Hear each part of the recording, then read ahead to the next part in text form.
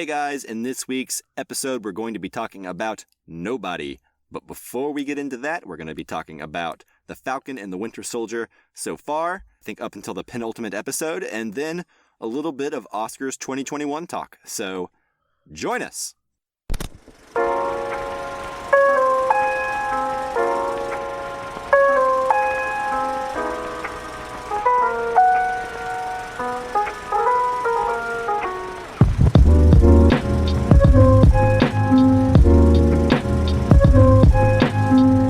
Welcome to the Casual Cinecast, powered by Cinelinx. My name is Justin, and with me, as always, is a man whose basement is designed to burn at about 4,000 degrees Fahrenheit.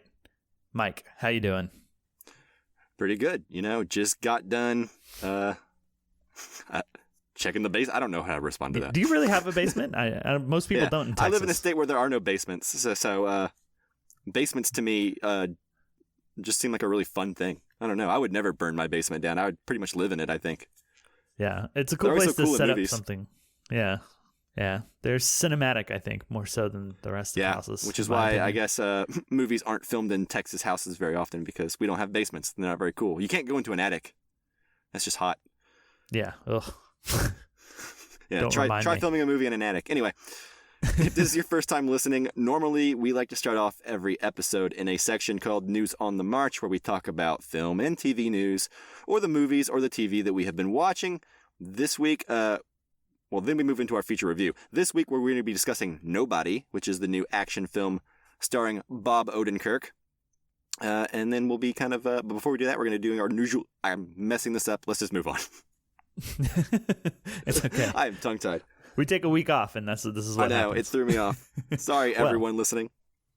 Yeah, apologies from Mike and myself, but if this is your first time listening here on Casual Cinecast, every other week, what we like to do is put out a Casually Criterion episode. In these episodes, listeners choose a film from the Criterion Collection for us to review by voting in a poll that we put out on our Twitter account. So go back if you like the Criterion Collection to our latest episode. We did David Fincher's The Game, and then look forward to our next Criterion poll and Criterion episode. And speaking of Criterion polls, we had one. Mike, tell us what the results of the poll was. Yeah, so we both chose films that we had never seen, right? And that we have been long wanting to see. Yes. And there were basically no wrong answers in this, from what I gather, having not seen either of them, but wanting to see both of them for quite some time. I chose Come and See, which is the famous war film, right? And you chose Mishima, A Life in 4 Chapters. And it turns out Come and See won by 54.5% of the votes, and then Mishima, A Life in 4 Chapters got 45.5% of the votes. So no Mishima for us just yet. Nope. I'll pick it next time we do this again, maybe, because I feel like I've picked it the last couple times. Yeah, at least 2 out of the last 3 times. Yeah, and actually having just watched First Reformed again recently, just last month, it made me really excited when you chose that. But I'm glad I won, because I have also been wanting to see Come and See for quite some time. Yeah, same. So yeah, all right. Hopefully that will be a feel-good experience.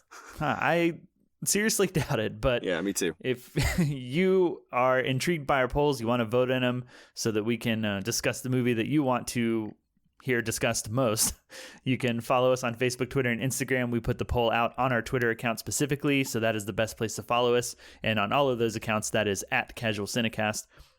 If you want to send us any messages about what we're reviewing, questions, topics, etc., you can send those to any of those social media accounts or email casualcinemedia@gmail.com. Mm-hmm. And then, of course, if you haven't done so already, you like the show, you want to help other people find it and make us feel good, give us a review on iTunes or whatever platform you listen to podcasts on. Make it a 5-star one. Say something nice about us. That sort of thing. Yeah. Compliments, please. Compliments only. Yeah, that's all we're interested in. Please and thank you. Yes. Okay, and with that we just stumbled through, I say we go ahead and get into News on the March. What do you say? Yeah, let's go. Let's end this section. Let's get out of this section. News on the March!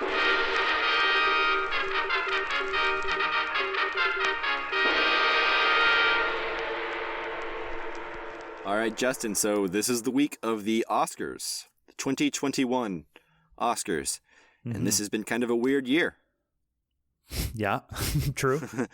Hot take so there. I say we haven't really been doing a whole lot of Oscar talk. Normally on this show, if you've been a long-time listener, you'll know that we kind of like to do like Oscar episodes and kind of talk about them and predict them. It's always usually been pretty fun. But I'm going to be honest with you, this last year, I have been so checked out of everything going on with the Oscars, and even catching up on all the Best Picture noms. Usually I'm pretty good about trying to see everything I can before the ceremony, but this pandemic has just really thrown a monkey wrench into everything. I've still seen a good amount of them, but yeah. So anyway, that's kind of where I'm coming from, but what do you think about all of this? Where are you sitting at Oscar season right now?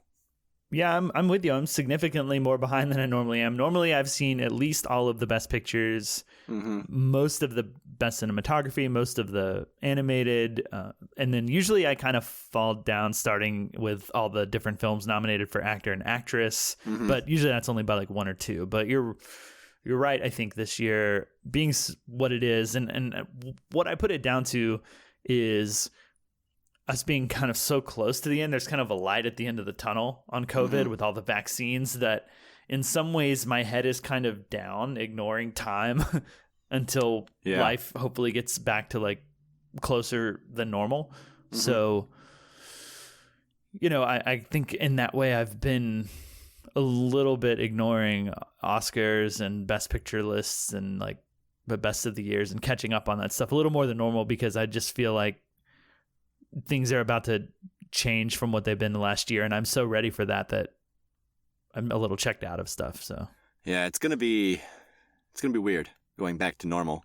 It's been over a year since I've been to a movie theater, and I think the movie going experience really, like, going to the theater helps me want to keep up with the awards movies a little bit more. I don't know. There's something lost, I think, when they all just kind of keep getting dumped on random streaming services without much to do going on about them, Yeah, you definitely lose the ceremony aspect of it, right? Like the event of this is coming out this weekend and you got to go to a movie theater and, join in this group experience. Right. Whereas now it's all dropped, which is, it's okay, but it doesn't feel the same. So you're right. Yeah, I mean, you still have some of the occasional big movies dropping on HBO Max or Netflix or something like that. Like I feel like there was a conversation around Godzilla versus Kong or Justice League, but not the kinds of movies that like I wanted like the indie hit that kept giving, I mean, there's some of that this year with like Promising Young Woman and all that stuff. I feel like that movie made a splash, but I feel like, I feel like the movie going experience, the opening weekend is kind of lost for a lot of these movies, and I think that hurts their longevity and like staying in people's minds and getting a conversation going. Exactly, or that moment of this movie you've been hearing about that's nominated for a Best Picture finally comes near you to a movie theater, and you're like, oh, I can see that now, and now it's dumped on VOD, right? So or some random streaming service, you just kind of have to Google it and. Not that many people have seen it because there's not that much advertising for it. I don't know. Yeah. Well, the opportunity is there to see it immediately for everybody. So, something like an example last year, I got really excited when Pain and Glory came. Why am I blanking on that director's name? Almodovar. Almodovar. When his film came close to me, I was so excited that it was close to me that I had the opportunity to see it, that I went out and saw it. Whereas if it had just popped up on Netflix, it would have been a lot easier to ignore because it would have always been there, right? So I think that's like a good explanation of why some of these films have ultimately ended up not being seen by either of us. Yeah, and I'm hoping that once the movie-going experience comes back, regular releases start flowing out. I don't know. Hopefully I get that back because I do kind of miss the fun of Oscar season. But just this year has just been so wacky that I haven't let myself get excited for it, really. But yeah. Well, it feels like a year that will have an asterisk by it, and at least, if not literally, mentally in a lot of people's heads of, a lot of movies were pushed back. A lot of things didn't get. So is this really competition, or is this just competition out of the things that decided to go ahead and be released? The things that studios didn't feel like were good enough or marketable enough. Yeah, things were good enough to withhold. Like, we should withhold this until another year, as opposed to maybe some of these were things that didn't matter as much to studios, right? So yeah, I agree. That means it will be good because it mattered to a studio necessarily, but right. But this may not necessarily be like, this may be like the B squad of movies, even though some of them are very good, right? This may not be the cream of the crop, because something that could make more money would be pushed back to an opportunity whenever more money was there to be made. Exactly. Yeah. So yeah, well, let's go ahead and just dive into some of the categories. We're not going to talk about every category because that's tedious and kind of boring, right? But that would be its own show. Yeah, I agree. But let's get us started. What do you want to talk about first? Yeah, I think we should just, for funsies, real quick, do just some quick predictions on some of the biggest categories. And I think I'll just start with Best Animated Film. Yeah.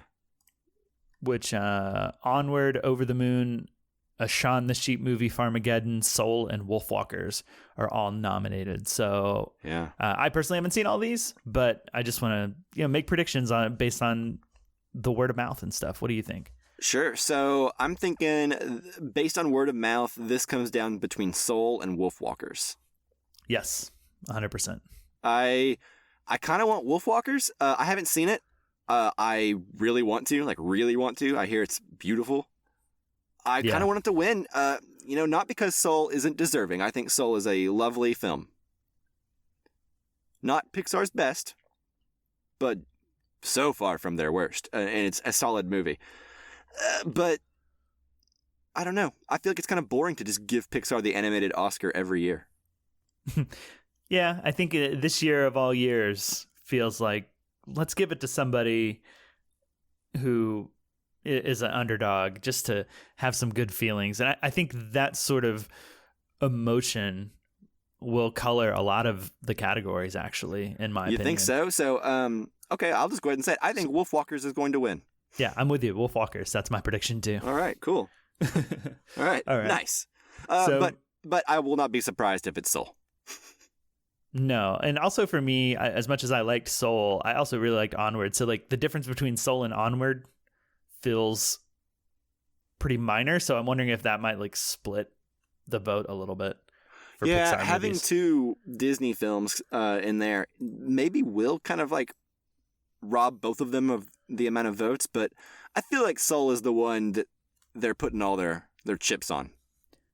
Yeah, I think so. I agree with that. But yeah, moving on to Best Actor. We've got Riz Ahmed for Sound of Metal, Chadwick Boseman, Ma Rainey's Black Bottom, Anthony Hopkins for The Father, Gary Oldman for Mank, and Steven Yeun for Minari.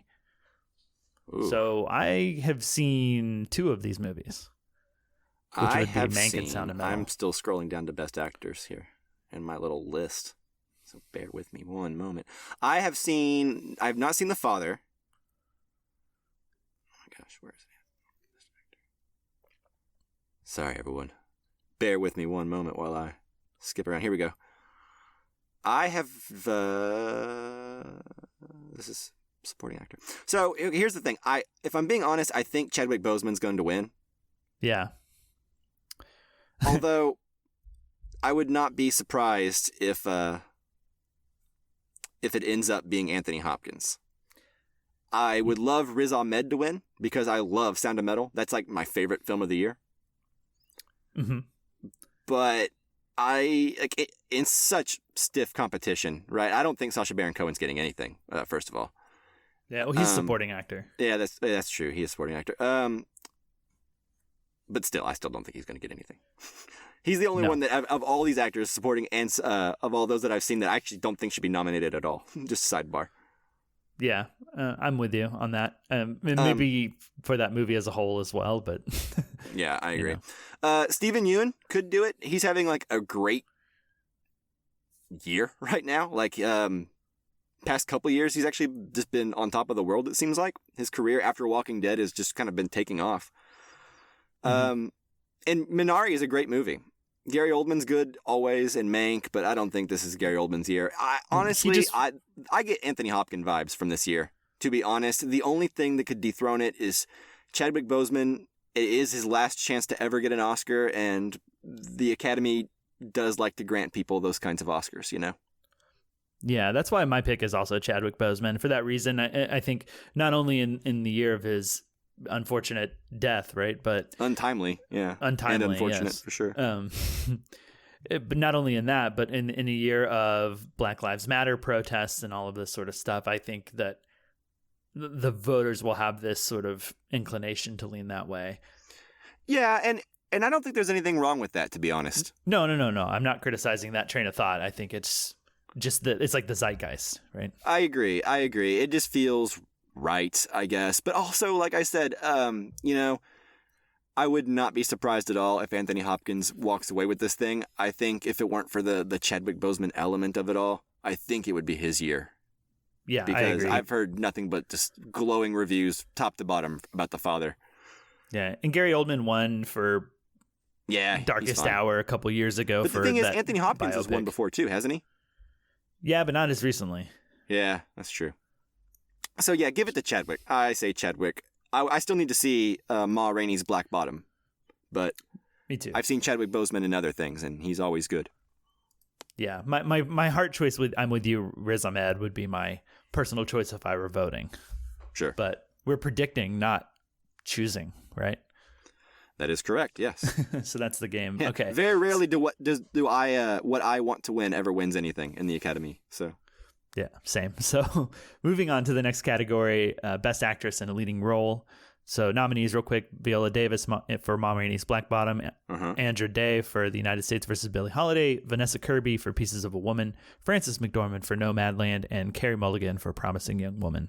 Yes. So I think from what I've gathered, the buzz is all between Frances McDormand and Carey Mulligan. Right. Yeah. What have you heard? That's basically what I've heard, because honestly, before double checking this list, I forgot who the other three nominees were. Yeah, totally. Give it to Frances, man. I don't know. Carey Mulligan's great in Promising Young Woman, and I could definitely see her getting that, but also it feels like Frances McDormand's time. Yeah, she's won before, but she has. Yeah, I don't know. Was it for Best Actress or Best Supporting for Fargo? Can't remember if she was lead or. I think surely she would have been lead. She's the lead actress of the movie. You would think, but sometimes those things get weird, especially because she's not introduced until way later in that movie. Like 40 minutes into the movie. Yeah. Yeah, so. I don't know. I mean, I could definitely see Carey Mulligan going home with this thing, though.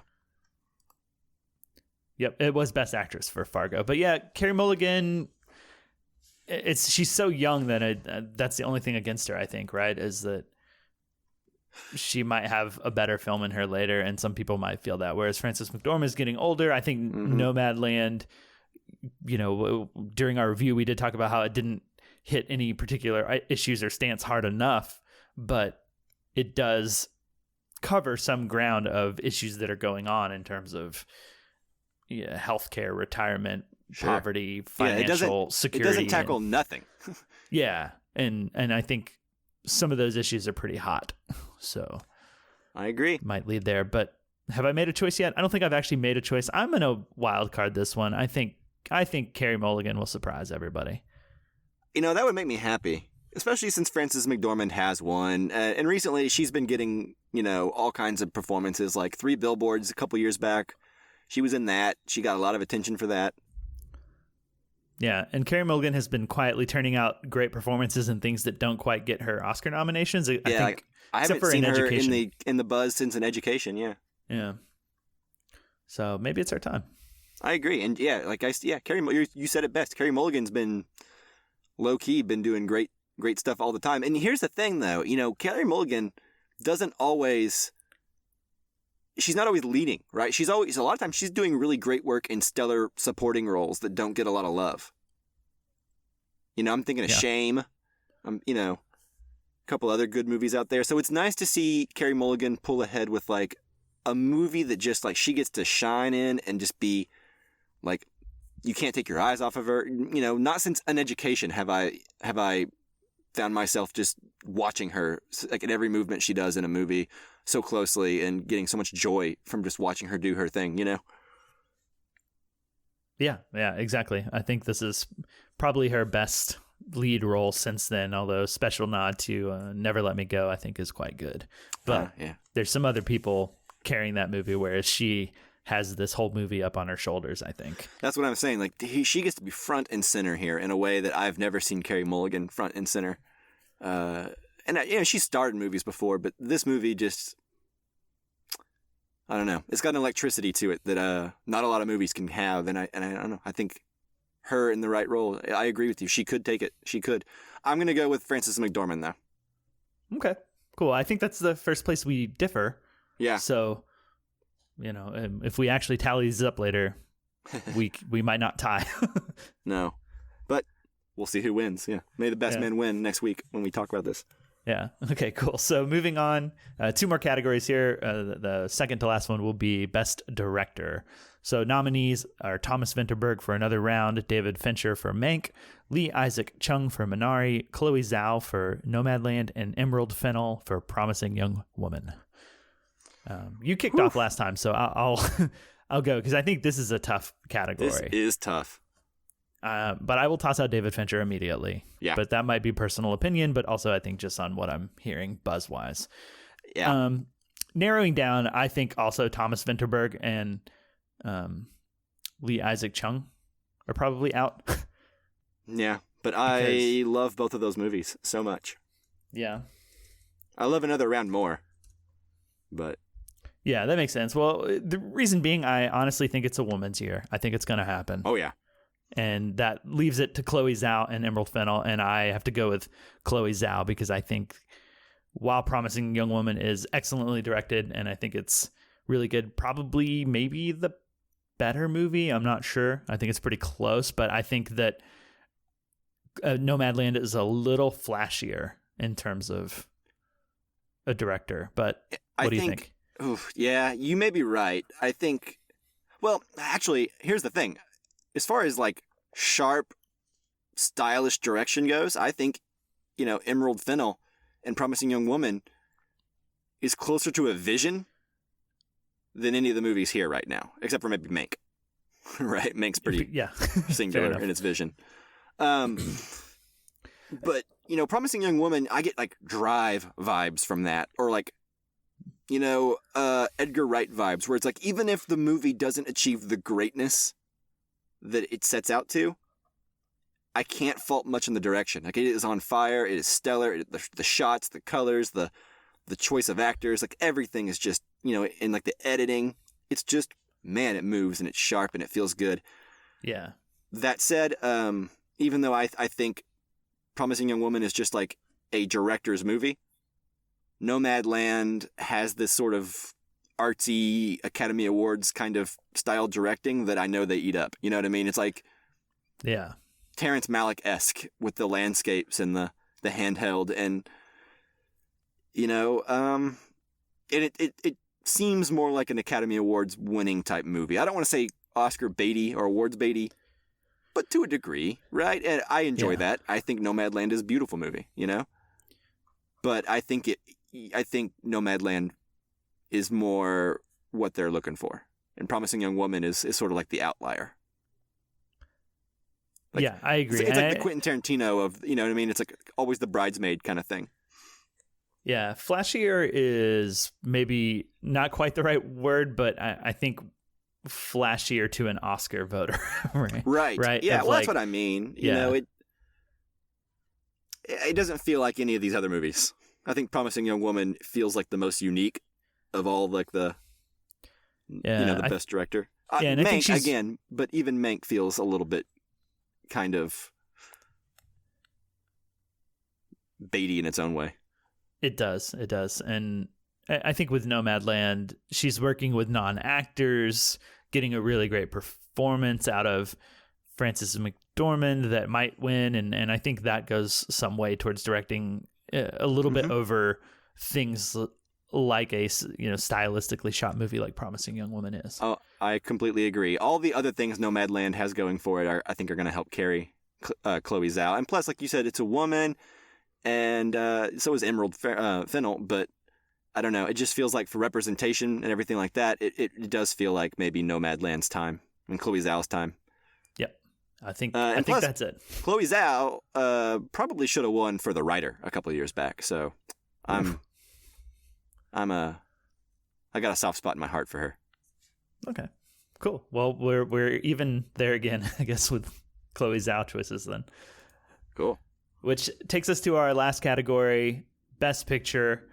Real quickly, nominees: The Father, Judas and the Black Messiah, Mank, Minari, Nomadland, Promising Young Woman, Sound of Metal, and The Trial of the Chicago 7. Not The Trial of Chicago 7. No. Honestly, that's a front runner for me in terms of I feel like it's going to be one of those wins of like historical drama that wins and everybody kind of rolls their eyes. Oof. Yeah, I mean, it's better than Green Book. Significantly. I'm thinking not Mank. I'm thinking Nomadland has this in the bag. Yeah. Maybe The Father. I would like a little bit of Minari in there, like, you know, if they're trying for representation and trying to like spruce up the Oscars a little bit and you know try to pick something that normally wouldn't win. I think Minari would work, but I also feel like Minari is so under the radar by most people that it would likely be Nomadland before, or The Father, or maybe Judas and the Black Messiah might even. Yeah, it's another zeitgeist one for me, Judas and the Black Messiah, that like it has that edge, right? Mm-hmm. Just because of the subject matter and the historical context of what's going on with it. Yeah, sort of and maybe The Father is more of an actor's thing anyway, so. Yeah, The Father seems, from a distance, having not seen it, like it was designed to get someone an acting nominee and win that, and that's about it. Yeah, I would love Sound of Metal to win this thing. Oh, but I would celebrate. Yeah, You'd hear me even though we live hours apart. You'd just hear me yell. You go up to your roof with a bottle of champagne. Yeah. Cool. Yeah. So, what are you thinking? What are you thinking? I'm thinking Nomadland. If I'm being honest. Yeah, I want to say Nomadland too, but I just have this feeling about Trial of the Chicago 7. It's gonna be. Oh, don't jinx it. I want to be wrong. This is the thing: is if I'm wrong, I'm happy. If I win, I'm happy because I predicted it and called it. Right? Yeah, well, win-win. You know, but I do just have this feeling that it's gonna, you know, have some of that appeal that something like Spotlight did, which Spotlight is much better. I'm not comparing them, but they're the same type of thing. Sure. That historical and they drama. love Aaron Sorkin. Yep, that too, I suppose. But yeah, that's my prediction. I'm going with it. Trial of the Chicago 7. Okay, well, I sincerely hope you're wrong. Thank you. Me too. All right, so we disagreed on 2 out of 5 of these categories that we decided to talk about. So yeah, and we will recap all of this, I think, next week. We'll definitely go over the winners and stuff. And yeah, and hopefully I will have seen The Father and Judas and the Black Messiah by then. Yeah. Well, I hope so. I'm planning to probably knock out Minari. That's the big one that I feel like I haven't seen that I like bugs Minari me a lot. the most. It looks great. Yeah, I think you'll like it. I think you will. Yeah, me too. Get part of this Stephen Yeun renaissance happening right now. Yeah, I want in on that. Yeah. I don't want to be the guy out on the outside looking in. Yeah, all that Yeun. Mm-hmm. Okay. All right, cool. So, any more thoughts or things you want to discuss about the Oscars 2021? I don't think so. We can move on. All right, let's do that. And let's talk about the next thing on the agenda, which is Falcon and the Winter Soldier. There are 6 episodes of this series, I think, and the 6th one comes out in a couple days. Probably by the time you're listening to this, it will have just released. So we're not going to be able to talk about it here, but we can give our impressions of the show so far up to episode 5, and that's what we're going to do. So, Justin, you, sir, I think it's safe to say that you like the MCU less than I do. I don't think either of us are super fans, but I think you are a little more hesitant to get all in on this thing.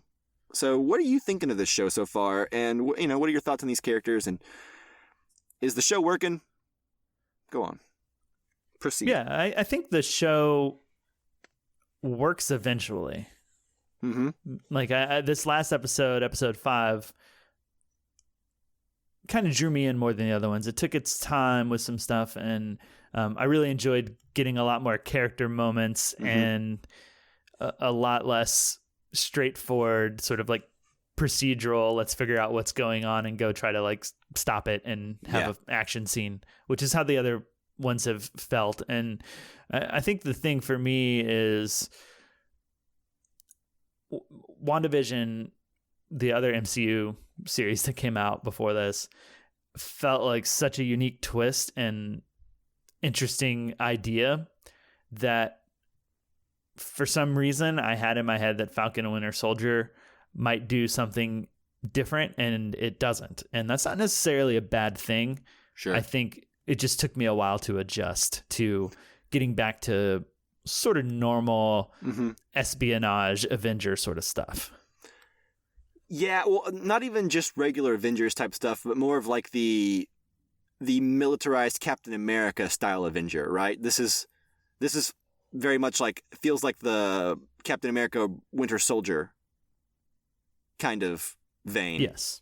Yeah, not too many powers other than like super strength, no aliens, that kind of thing. I said agree the with espionage sort of vibe. Yeah, like MCU espionage kind of stuff. Yeah.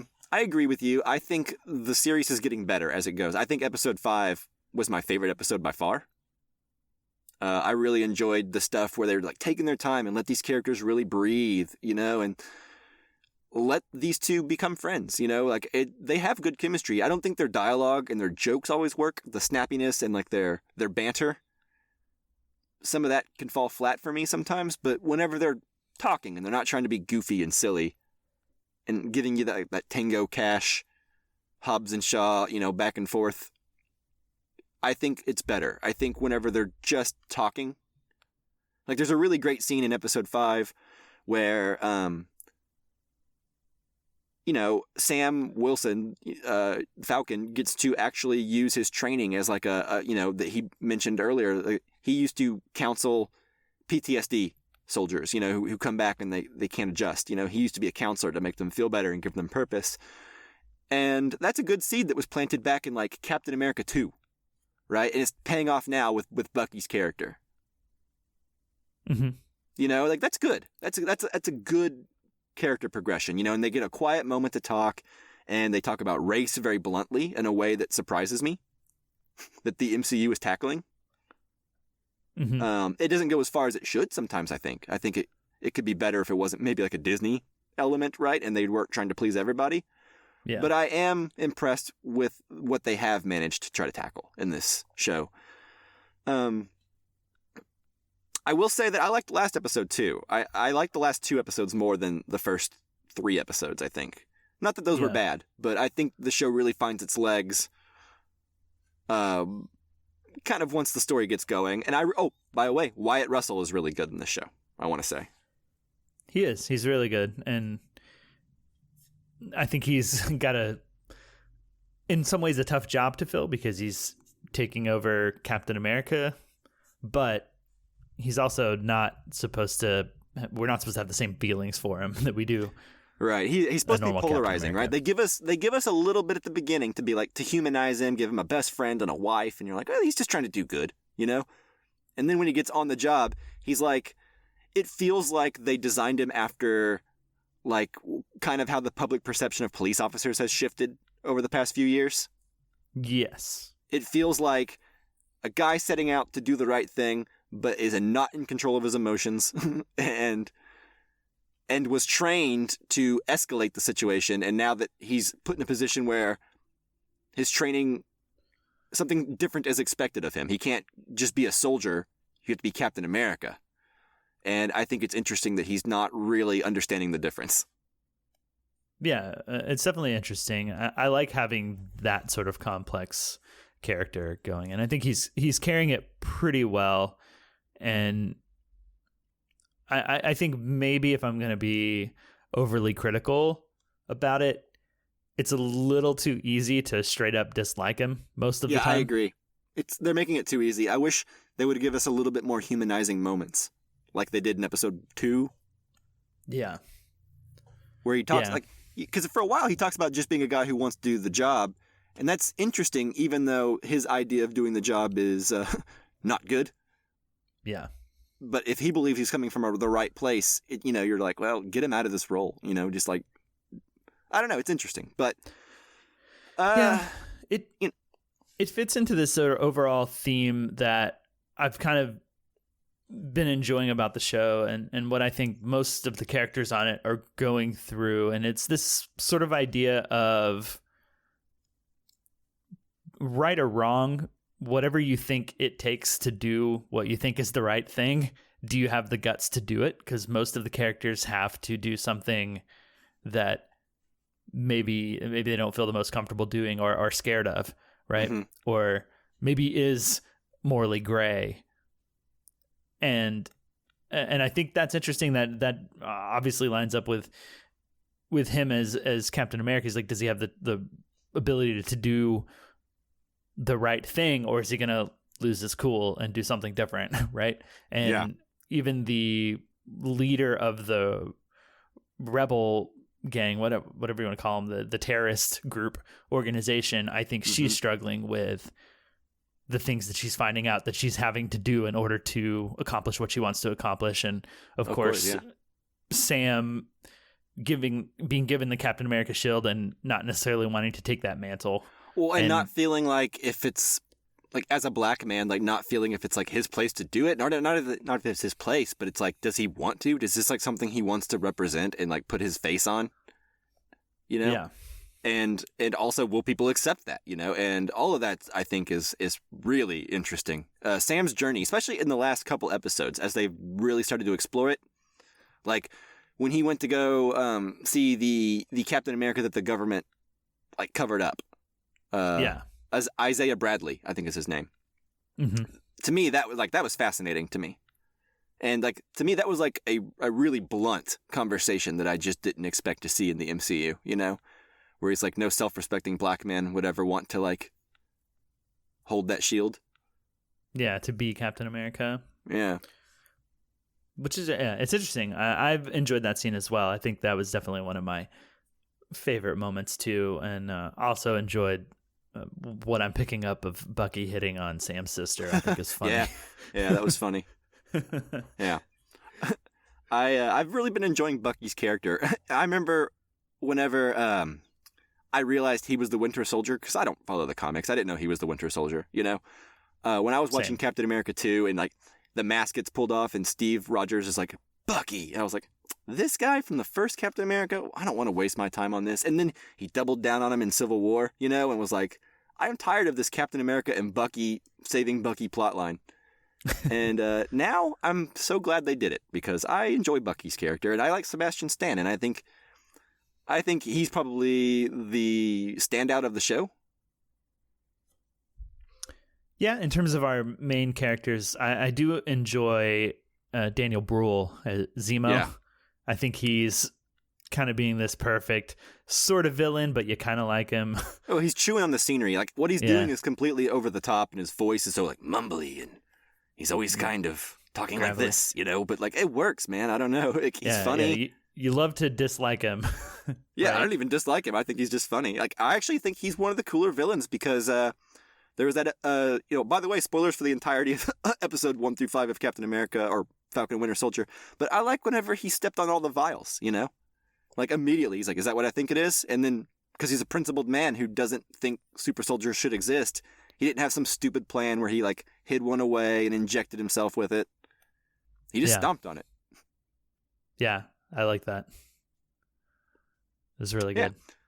Yeah, so like I said, if I'm going to be critical about the show, it's not all sunshine and roses. The banter, a little bit of like the back and forth, the antagonistic relationship of their, quote, friendship that is growing, it doesn't always work for me. What about you? Yeah, I'm with you. I mean, that's probably the part that I feel the worst at is some of the humor that tries to get injected into this, because I don't think Sam and Bucky are particularly lighthearted characters, so it just feels at odds with everything they're going through and everything they're trying to do. Yeah, so I agree. it's I will weird. say, though, that past couple episodes, I'm really starting to see Sam in the Captain America role. Like, he seems like a good man. You see why Steve chose him. You know what I mean? Like, you realize, like, yeah, Bucky would be a terrible Captain America right now. He's got all kinds of hang-ups. You know, because there is a little bit of conversation online about, like, some people think Bucky still wants the shield a little bit and is kind of jealous. I don't get that vibe. Do you? I don't think so, and maybe I'm just hanging too much on that line very early on in the season where Bucky says, you know, Steve needed to be right about you by giving you the shield because that means he was right about me being a good person or being able to change or be saved or whatever. Redeem myself. Yeah, so yeah, if he's wrong about you, he was wrong about me. Yeah, I hang on that line a lot. And yeah, well, take and him at his also, word. I mean, as soon as Bucky got the shield, he tossed it down on the ground to Steve, or not to Sam, I mean, and was basically like, pick it up this time. He seemed pretty mad. Like, I think the first conversation in the show is Bucky being mad at Sam for not taking the shield, right? So for that reason you just mentioned. So I don't really get any vibes that Bucky wants it. I think Bucky just wants to feel good about himself again. Yeah, which I get that. I get it. I want to feel good about myself. He's had a rough go about it. And I haven't done nearly anything close to what he's done. As bad as Bucky does. Yeah, I agree. So, yeah, those are pretty much my only thoughts on Falcon and the Winter Soldier so far. I enjoy it. I think, just to differ from you, I think I like it a little better than WandaVision. I think the acting is stronger all around. I think WandaVision had a couple weak links, like the main army dude, bad guy from WandaVision, I think was a bad character. Oh, okay. Yeah, he's probably a bad character. I'll give you that.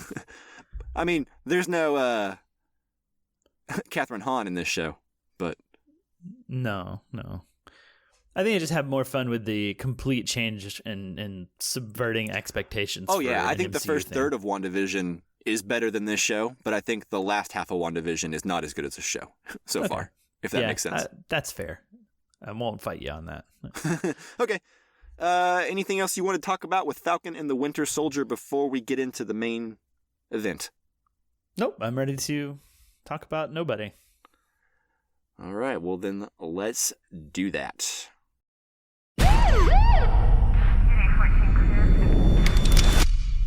So they took maybe $20 and an old watch? Mr. Madsen, would you even take a swing? No. Could have taken her, Dad. Heard you had some excitement last night. I wish they'd have picked my place, you know? Why didn't you take him out? I was just trying to keep the damage to a minimum. Yeah, how's that working out for you? You okay? Because you don't look okay. There's a long dormant piece of me that so very badly wants out. What are you still doing here, old man? I'm gonna fuck you up.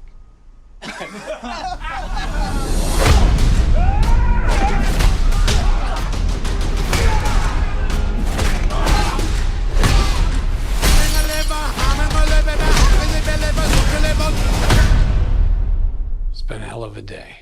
I can see that. Okay, so as always with our newer films, we will be doing a spoiler-free section up front. We'll talk generally about our thoughts on the film and give you a warning and a spoiler alert before we move into anything spoilery. So if you have not seen Nobody, you can continue listening until that spoiler alert, and at which point you can pause the podcast, go watch Nobody, and come back and finish listening. That's right. So Nobody was directed by Ilya? I think it's Ilya, but a capital I looks like a lowercase L. Naishler? Oh my gosh. Anyway, it stars Bob Odenkirk, Oleksiy Serbryakov, and Connie Nielsen. Yeah, that's a real sandwich of names there. Where yeah. the meat is the I hard to pronounce Russian apologize name. for my ignorance, everyone. Okay. The IMDb synopsis says, a bystander who intervenes to help a woman being harassed by a group of men becomes a target of a vengeful drug lord.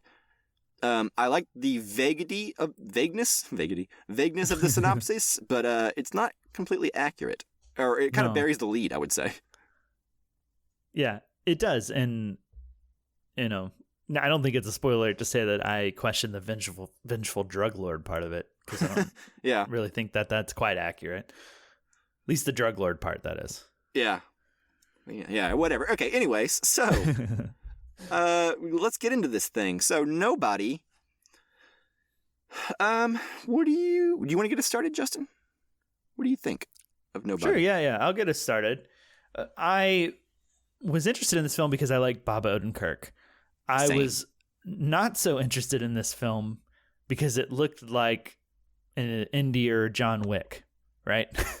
Yeah. And I think I kind of John Wicked myself out getting prepped for our episode on John Wick 3, where I watched 1 and 2 pretty close together. Mm-hmm. That said, I was pleasantly surprised by how this movie differed and distinguished itself from John Wick, and I think that makes it stand out. And overall, I say I enjoyed this movie. Didn't love it, but I had a good time watching it. I think it's pretty one note in some ways, like in terms of there's not anything deeper going on to this movie. It's just a sort of revenge action flick, and that's all it needs to be.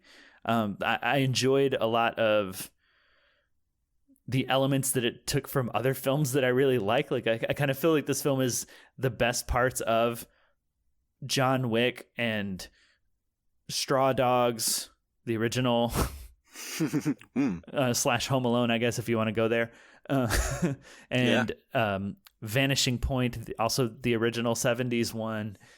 All right. Okay. And Death Wish, right? Like it takes like all of the best parts of all of these movies that I really like, with the exception of John Wick, and kind of puts them together to a movie that's probably not as good as any of those movies, with the exception of John Wick, because I like this one better. Man, you're just alienating all those John Wick fans. I know. I'm sorry. I know people love it, but I like this one better. But and so I enjoy all of these elements coming together.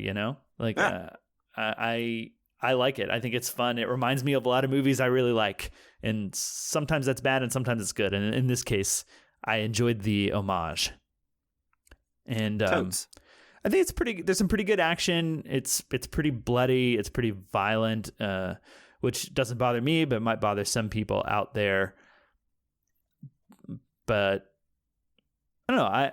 I enjoyed it. I had a good time. I think Bob Odenkirk is different in this than I've seen him for the most part. But still awesome. Yeah, still awesome. Still carries it. I think he's surprisingly believable as in the role that he is. Yeah, which I questioned. Yeah, me too. So yeah, overall, good time, good revenge flick. If you want to have a fun, short, breezy hour and a half, go for this movie. And a shout out to a role I did not know was going to be an actor I did not know had a role in this movie, but great to see Christopher Lloyd again.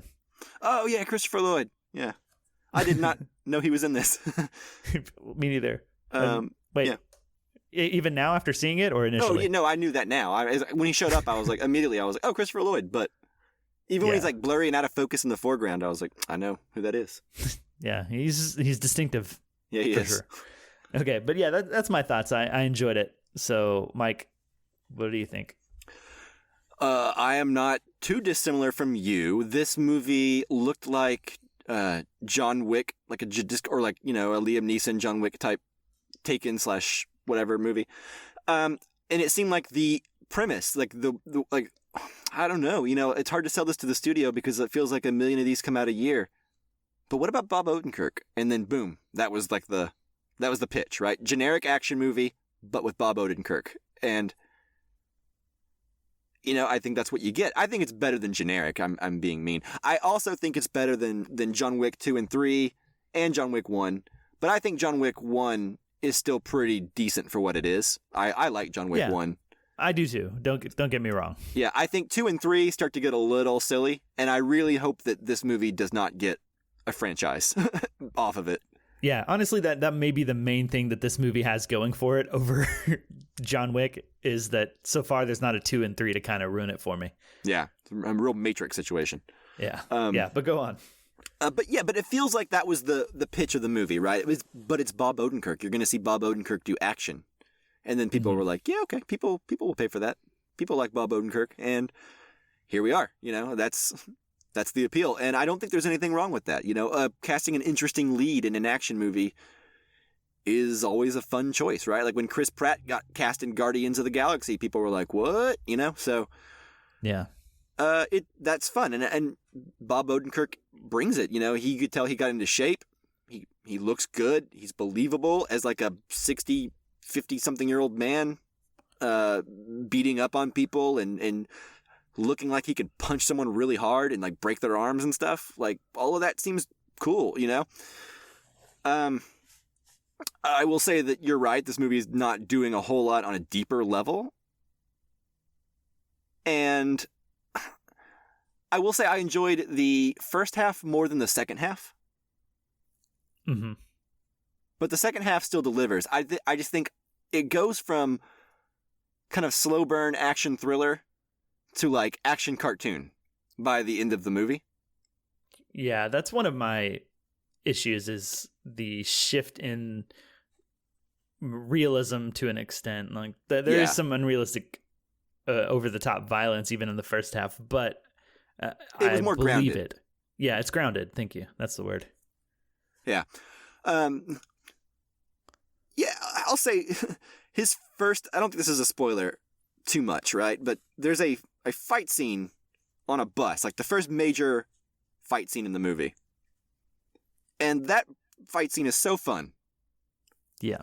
Like there's a scene where like he tackles some dude or gets thrown out of a bus window and the bus is parked, and he gets up and like pries the door back open and walks back in for more. It's like, that's just so cool. Like, you know what I mean? And it's like, in all the hits he takes, like he's not invincible like John Wick, where it feels like John Wick can get shot or punched or stabbed or whatever, and he keeps going. Bob Odenkirk feels a little bit like this, but like, man, when he gets hit, it looks like it hurts really bad. In a way that I don't feel like is often acknowledged in action movies. You know what I mean? Like he looks like he can he just looks like he's in so much pain when he like stands up and all that. And I feel like a lot of action heroes don't really sell the pain element that much. They just kind of brush it off. Yeah, I like the struggling action hero. Yeah. The I wish he would have struggled in more. Die Hard sort of thing. To be honest with you, because I don't know, like he's so cool and collected all the time that like, I don't know, I would have liked maybe a scene where he felt like maybe he wasn't in control and he pushed it too far, Mm-hmm. You don't, well, I don't want to get into spoilery too much, but you don't feel like we got that? Not in a way that explores any deeper emotion behind it. It's generally back to being cool dude pretty quickly. Okay, yeah. Fair enough. You know what I mean? Like I would have liked some fear, some tears, some panic. But that's not his character. That's not what the movie is. That's fine. But he is more human than John Wick. I'll just put it that way. Yeah, absolutely. Which is my favorite thing about this movie. I think that sets it apart in a way. Yeah, well, it's very much his flaws that got him here. You know what I mean? It's very much like him opening a can of worms that did not need to be opened, but it's because that's who he is and that's what he loves. It's kind of like I recently watched both volumes of Kill Bill this last month. Yeah. And it's kind of like what Bill says to the bride in Volume 2 when he's like, when you wake up every morning, you would have been you. You'd have to put on the costume of someone else, right? And that's very much what Bob Odenkirk's character is doing in this movie. He is, to quote Kill Bill again, he is a natural-born killer, and he is very much putting on the guise of, a nobody, right? And a family man. And it seems like his reckoning with that is actually pretty interesting throughout the movie because, he even kind of has to be honest with himself about who he is and kind of tackle that. I just wish it would have gone maybe a step further into like some more consequences for those feelings maybe, Mm-hmm. Yeah, and it's hard to. I get you. Yeah, we're in spoiler free. We should probably just get to spoilers soon. I don't know. What do you think? I think so. I think there's not much to discuss. I think we've laid this movie out and what it's about for anybody who hasn't seen it, and I think they have enough information to decide whether or not they want to. Yeah. Okay. So before we move into spoilers, let's rate this thing out of 5 real quick, and that way, if you don't want to listen to spoilers, you can hop out now. So, Justin, Sure, yeah. out of 5, what are you thinking? I'm between a 3 and a 3.5. Yeah, I am right there with you. I enjoy well choreographed action, so I am tempted to give this thing 4 stars. And for about half the movie, I was at 4 stars. Yeah. And then once we enter the second half, it does settle down to like a 3.5 for me.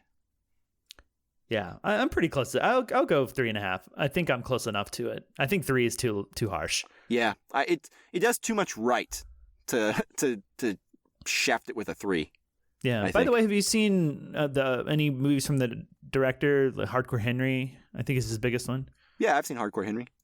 Okay, I don't know how it compares because I have not seen it. Hardcore Henry is a novelty film. Where yeah, it's totally over the top and ridiculous, but it's fun. I liked Hardcore Henry. I think it's very creative, and that's all I can really say for it. I mean, it's like forgettable. I don't remember what it was about, but I remember it was a good time. It was a unique ride. Okay, cool. I think this is a better movie, but yeah. Anyway, okay, so spoilers. Yep, let's go. Let's go. No, I guess Rosebud is just a piece in a jigsaw puzzle. Give me one of the cigarettes you got up there. I'll tell you all about it. Things are going to start happening to me now. And here we go. Okay, Mike, so we are in spoilers. Do you have anything you want to kick us off with on that's spoilery? Oh, geez. Okay, so I will say that the Act 3, or late Act 2, Act 3, Home Alone element of this movie, yeah. I enjoyed it, but I would have liked a montage of them preparing the factory with some traps. Yeah, we did get that a little bit. Yeah, but not in like a, I don't know, like, you remember Skyfall when they have like the Home Alone element of it? I feel like that movie did it better. You know what I mean?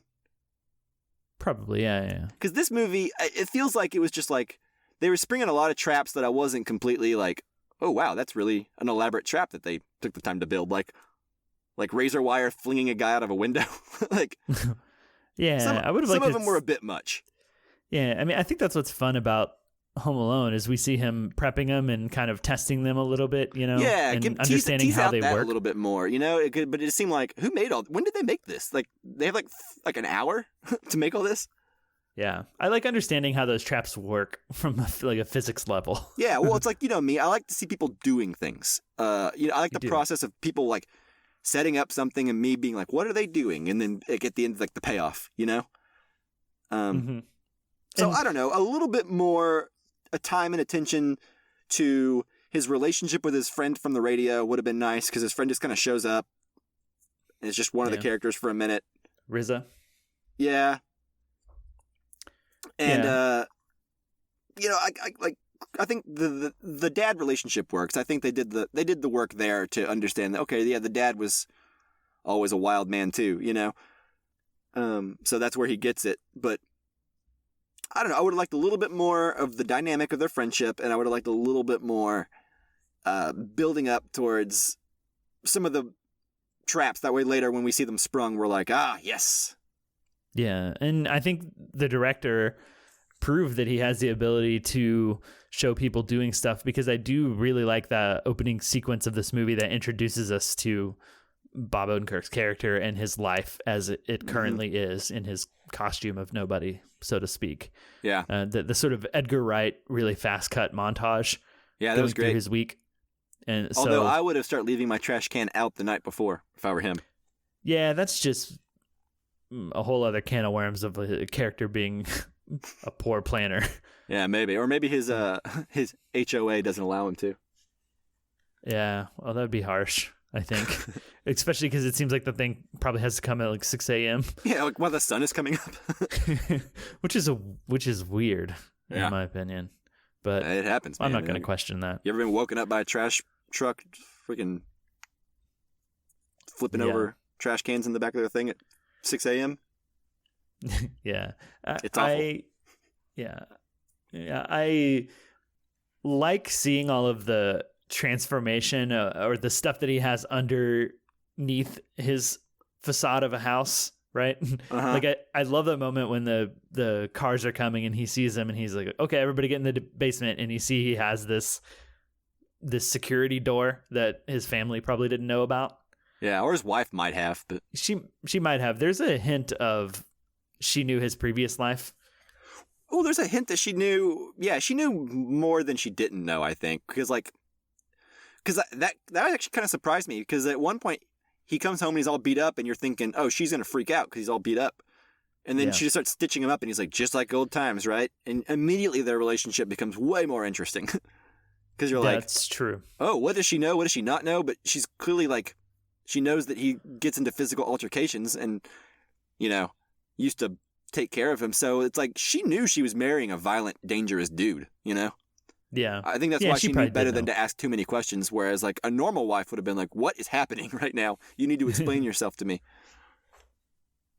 Yeah. And it makes the relationship complex too, in a way that I don't totally understand how they get from that point, or earlier in life where she knows what he does and she takes care of him, to where they are in the beginning of the movie. Like, I have trouble making that connection personally. Yeah, it's weird, right? Because it feels like, I don't know. It's just very strange. It's very strange, especially, well, because, okay, after like the initial break-in, right, and the son is all like looking at his dad like he's not a man, I was thinking that that's what she was doing too. Yeah. Because her family does that. Because her family clearly doesn't know what he does. Like her dad and her brother clearly think he's like a wimp, right? So I thought that's what she was thinking too. Yeah. Now, in retrospect, you go back and think like she knows how dangerous her husband can be. She knows that he could have killed everyone, or he could have killed both of those people, and he's choosing to be like the nobody, right? So,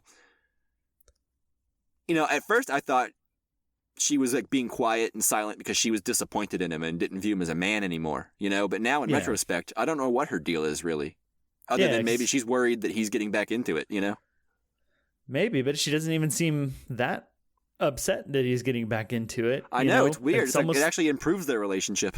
Yeah, exactly. So early in the movie, I get the vibe that, she's bored with him or whatever and is not interested, puts the pillow between them while they're sleeping, right? And the Wall of Jericho.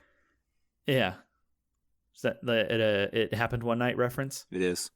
Yeah. Do you think the movie's making that, or do you feel like you just made that? I just made that. I don't know if the movie's making it or not, but because I didn't think about it, but now that you say it, I'm like, okay, cool. I get that. Yeah. Because when the wall came down and she like touched his arm, I was like, yep, she's attracted to this new old violent Bob Odenkirk. Yeah. But it just it makes a thing I can't connect, and it feels, well, I don't know. Maybe it's just like he lost what made him him, Yeah, but you I would think she because would he went on support autopilot, that. he let the marriage go on autopilot, is what I assume. Yeah, I guess so. But I guess maybe he took for granted for the fact that, well, she knows who I am, so she understands that I'm playing a part. But when you live with someone playing the part of a nobody who's boring and whatever for a decade, and is clearly not the man that you originally patched up and bruised up, maybe, I don't know, I think she gets off on the excitement, to be honest with you, because even whenever like the shit's hitting the fan, so to speak, and they got to get out of there, she doesn't really seem that bummed. She's just like, come back to me. Mm-hmm. I think maybe just another exploration into that. But as we said previously, this movie doesn't seem to care too much about getting under the surface of anything, or exploring any themes or relationships. Really like the only relationship it explores in a satisfying way is his father, and even then I feel like I could have gotten more of that. But like his buddy and his wife, those relationships I think are a little too underexplored, and if they had been explored a little bit more, I might be sitting at a 4 out of 5, Mm-hmm. Yeah, I agree. So I think I did get a little hyped, and I mentioned this earlier. It has some of the best parts about Vanishing Point, but that would be the white 70s Dodge Challenger. Yeah. Immediately when that came on, I was like, ooh, Vanishing Point. Mm-hmm. Or Death Proof, if you haven't seen Vanishing Point. It's a similar car. Yeah. And so I got excited that you don't show us the 70s Vanishing Point Challenger without, at some point, someone's going to drive that thing real fast, and it's probably going to be Bob Odenkirk. Yeah, it's probably going to be the hero. Yeah. One thing that I actually thought was really cool was the scene whenever he dislocates his thumb and gets out of the handcuffs and then finds the fire extinguisher and knocks down the little center console and sprays the fire extinguisher into the car. Mm-hmm. That was a good way to stop the car. Because I was like, how's he going to do this? He's in a moving car. Is he going to jump out of the trunk? Yeah, that was fun and inventive. And I like also the scene after and the scene where he's going to burn the basement when he's sort of monologuing and telling these guys a story, but they die mid-story. On their way to being vegetables pretty much. And he's just going to talking to them and monologuing to them. Yeah, but he never gets to finish. He was always mid-story and he looks and they're dead and he's like, ah, great. Yep. Yeah, that's pretty funny. Yeah, when he starts the only time he ever talks about his old job, I actually kind of appreciated it. It's too the guy who's dying and he realizes there's no point in continuing the story, so we don't get the end of the story, but we don't need it. Yeah, I liked exactly. It felt good. It felt like a good expository dialogue. Mm-hmm. Yeah, and I think there's some predictability in this movie that, like the Challenger thing, that there's some surprises and there's some things that, kind of fall flat. I think RZA, his radio friend, showing up, he's going to show up from the second he delivers a line I'm not going to show up to save your white ass this time. Yeah. Yes, he will. Yeah, he will. Okay, thanks. Yeah. So I don't know if that's a flaw or. Oh, I'll tell you what would have made it feel better. Maybe I don't even need more with his friendship, but I would have liked to have seen a close up of him on the other side of the radio prior to him showing up in the movie. Because the first time you see him, he's got the sniper rifle and he's shooting people and he's like, I told you, whatever, I'm here to save your ass or whatever. But I don't know, the first couple times when Bob Odenkirk's talking to him, over the little radio thing, I would have liked maybe a shot on his side.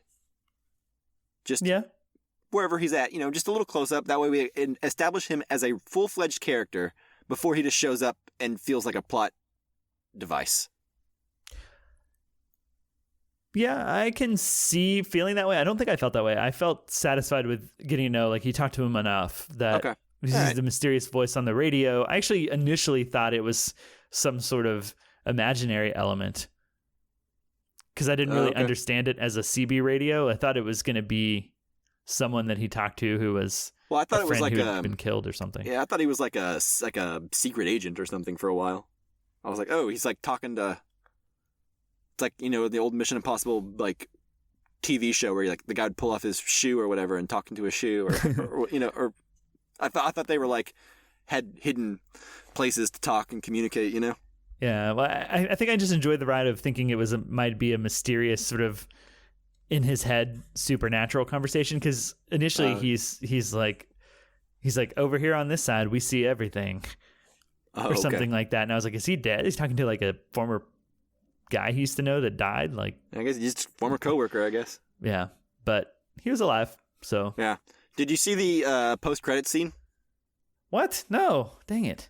I hate when I miss this. So it's his dad and his friend, and they're just driving a van along the coast, and then Christopher Lloyd's like, "Why didn't we fly?" or whatever, and he's like, "With a load like this," and then he turns around, and then Christopher Lloyd's like, "Oh yeah," or whatever, and then it zooms back, and they're carrying a whole van of guns.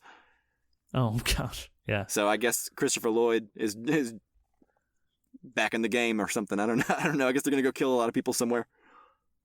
Yeah, I enjoyed him being set up and ready for those guys in the nursing home. Yeah, that was super fun, and he's not maybe the greatest action star at his age, but he did well enough. It worked well enough. All he did is shoot a shotgun a whole bunch. Yeah, and we talked a little bit about the movie getting into cartoonish action hero, and I think that's probably where I felt it the most in scenes where you have guys with fully automatic rifles and they're standing in a triangle together in one spot, not moving. Yeah, and it feels for the way that movie starts out with that bus fight in a sort of grounded, vulnerable human fight.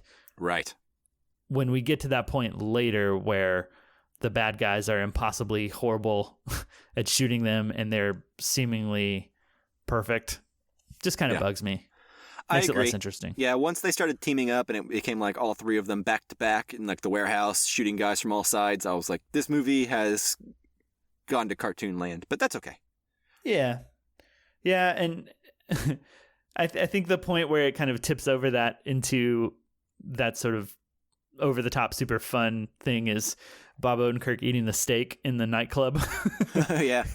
And the guy walking up to him and him pulling it off and revealing the Claymore mine. Yeah, landmine Claymore, yeah. Pointed at him, which I think is really over the top. Well, the villain was always over the top, right? Like, I mean, the first time you see him, he gets out of his car, walks across the street, he like Marla Singers it, right, from like Fight Club. He like walks across the street without looking at traffic, snorts a line of cocaine after going into the club, and then gets on stage and starts dancing, like all like in like one fluid stride. Yeah, and it's all one shot. It's very, very good fellas or I mean, it's cool. You know, other than like the ridiculousness of characters crossing the street without looking at traffic, that always annoys me in movies. Yeah. Well, at least they leaned into it, I think, with like the cars slamming on their brakes and stuff. Then it was kind of fun. But once again, this movie full of references to other films that, you know, I think it does it in a fun way. That if you've seen the film, you know, and if you don't, that's no fine. big deal. Yeah. Yeah. Yeah. Well, solid movie, you know? Yeah, solid. Real quickly, do you have a favorite kill? Ooh. Off the top of your head? Well, I don't know if it's a kill necessarily, but I enjoyed of the ending fight. I enjoyed like the cannon of like rebar or whatever that they like fired at those dudes, like impaled them, like the three cannons. That was pretty badass. But I think my favorite thing altogether was the whole bus fight. Just like everything in that bus fight, like, and then sticking the straw in the dude's neck to save him. That was probably my favorite. Like watching his like windpipe collapse or whatever, and the dude was like drowning in his blood, and then like the slow, calm, saving the dude's life. Like, I don't know, that whole element. I think that was probably my favorite takedown. It was cool. I think it was the irony in saving that guy. He brought all that stuff down on him, right? On himself, yeah. Yeah. If he had let him die, it might be different, right? I mean, maybe not. I can't remember who was the one that got the bus or the Metro card, you know? Oh, yeah, it was somebody else. But that whole fight sequence was probably the best part of the movie, in my opinion. Yeah, I do think they saved the most fun kill for the finale, which sometimes doesn't happen. And I love the strapping the mine to the front of like that plexiglass, that like glass shatterproof glass. Yeah, and just charging him and like blowing it in his face. I think that was really fun. Yeah, like an appropriate amount of stupid fun. Yeah. So I think that was good. Maybe honorary mention. I did like RZA shooting the three guys through the head in a row. Yeah, that was pretty good. That was cool because I was like, "There's no way he can shoot all these guys without them shooting him." And that's how they solved that. So fun. Yeah, pretty fun stuff. Yeah. Well shot, I'll say too. Well shot action. Mm-hmm. Yeah. Oh, that was another. I was gonna say it's some of the best parts of some of the South Korean thriller action sort of things, right? Like in terms of well shot action that likes to hold enough action in a single shot instead of it's kind of super like montagey. Right. Well, it's kind of like that old Fred Astaire, Gene Kelly, like they wanted it to be filmed head to toe, top to bottom, so you could see them dancing, right? They didn't want movie trickery being accused of anything. So like I appreciate the action where like it's unfolding all in one shot, you know? I think there's definitely there's definitely an Old Boy sort of influence on that bus scene. I think not quite shot the same way, but in terms of choreography, I agree. It's like South Korea, or even a little bit of The Raid. Not quite as intense and kung fu oriented as The Raid, but the brutality of it. Yeah, absolutely. Yeah, cool stuff, man. Well, I think I am done with Nobody. Me too. Until the inevitable sequel that ruins the whole thing. Yeah, exactly. Until Nobody Chapter 2. Yeah. Nobodies. And it's more than one.